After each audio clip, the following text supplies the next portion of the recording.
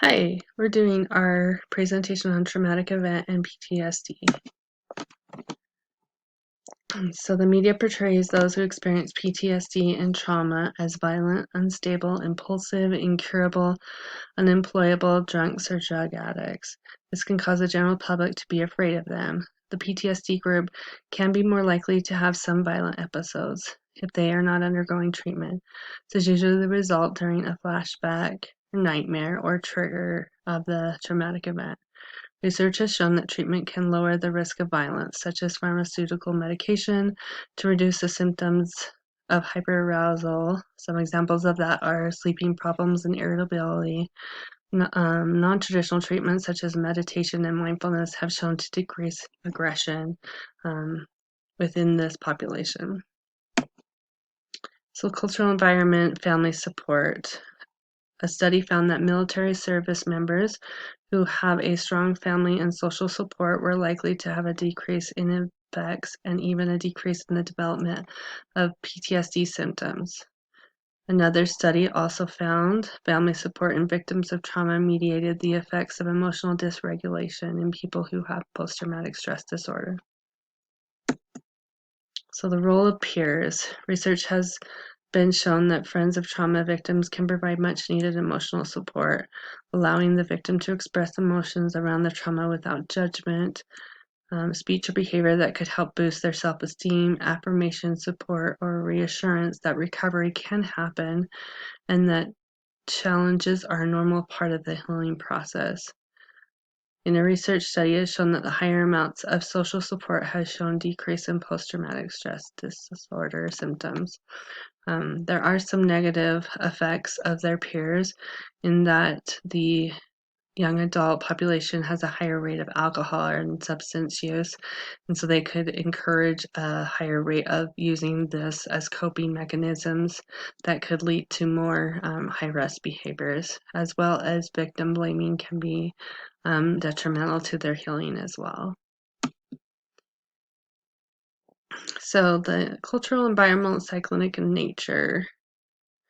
So due to the nature of PTSD, a person with this condition can experience multiple episodes in varying frequency for the rest of their lives.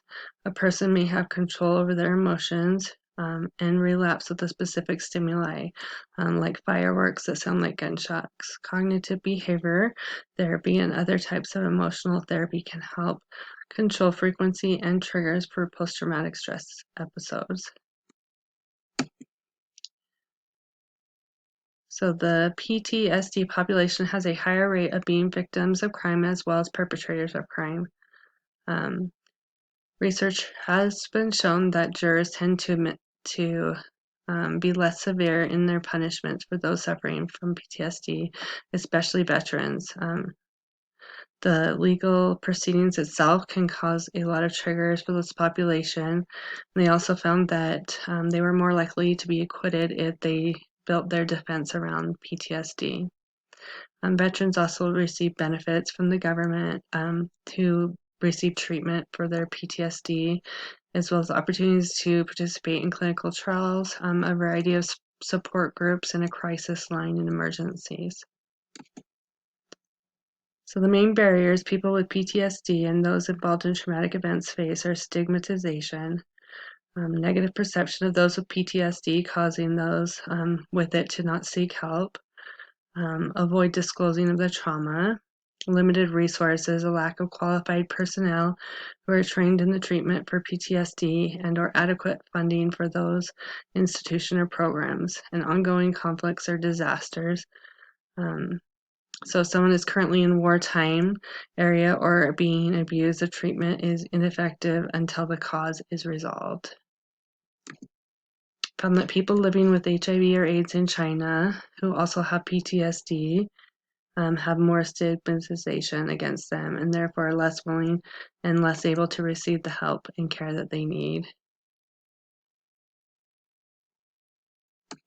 So social economic status, a low social economic status can cause a lack of treatment because of lack of reliable transportation to get to mental health appointments, as well as inability to pay for expensive medications. They also have been linked to a higher rate of chronic illness. This can be due to a lack of regular doctor checkups, poor nutrition, and a lack of healthy coping skills.